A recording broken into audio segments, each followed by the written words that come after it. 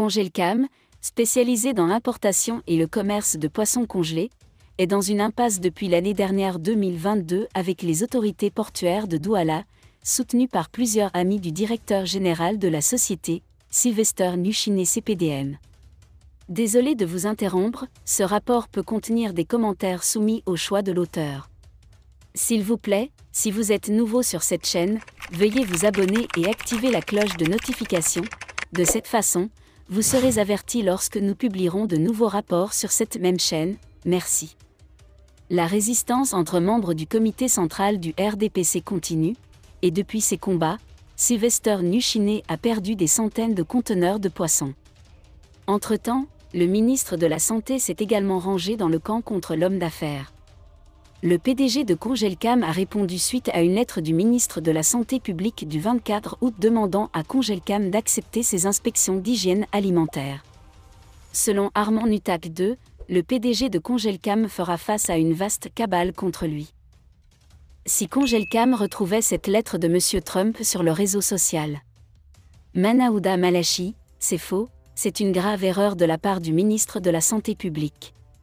Pour le reste, quelques questions subsistent. 1. Est-ce du solitaire? Si oui, pourquoi?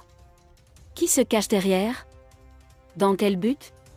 2. Pourquoi Congelcam, qui a déjà une grande expérience dans le commerce du poisson surgelé, laisse-t-elle délibérément se gâter ses produits avant d'arriver sur le marché national? 3. J'ai entendu en coulisses qu'il y avait un ministre dans les coulisses de cette cabale qui voulait manipuler le marché aux poissons. Pourquoi les partenaires politiques déclencheraient-ils une telle guerre économique à travers les médias?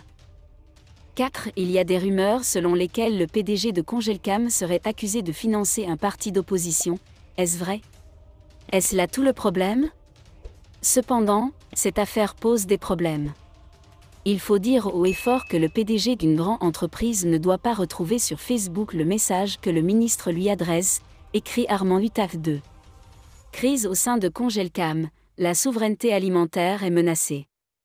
Inspection des conteneurs et crise sanitaire. Congelcam, entreprise spécialisée dans la production de poissons surgelés, est confrontée à une crise à la régie du terminal à conteneurs, RTC, du port autonome de Douala.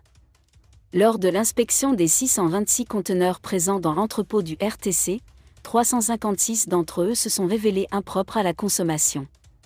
La destruction des conteneurs a commencé, mais Congelcam fait face à des accusations malveillantes et à des attaques médiatiques.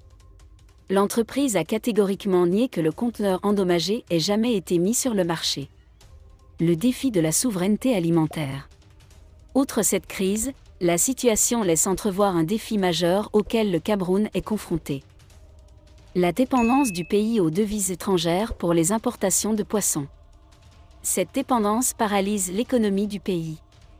Afin d'accroître la souveraineté alimentaire et de réduire cette dépendance, la production locale de poissons doit être encouragée. Cependant, certaines entreprises s'opposent à cette décision, ce qui entrave les efforts du pays pour parvenir à une économie plus autosuffisante et plus durable.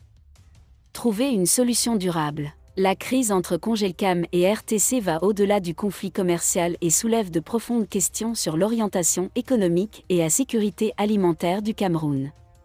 Faire face à cette crise nécessite une plus grande transparence, une collaboration entre les parties prenantes et un engagement envers les meilleures pratiques. Après cette crise, nous devons penser à l'avenir économique du Cameroun en favorisant la production locale, en utilisant judicieusement les ressources et en protégeant la santé publique. Cette crise est une opportunité pour le Cameroun de réaffirmer son engagement envers ses citoyens et de tracer la voie vers une économie plus forte et plus indépendante.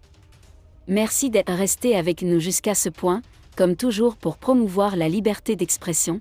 Laissez vos opinions à ce reportage dans la section commentaires ci-dessous. Si vous avez aimé cette vidéo, merci de liker, partager, commenter et surtout vous abonner à la chaîne. Et on se retrouve très vite pour une prochaine vidéo.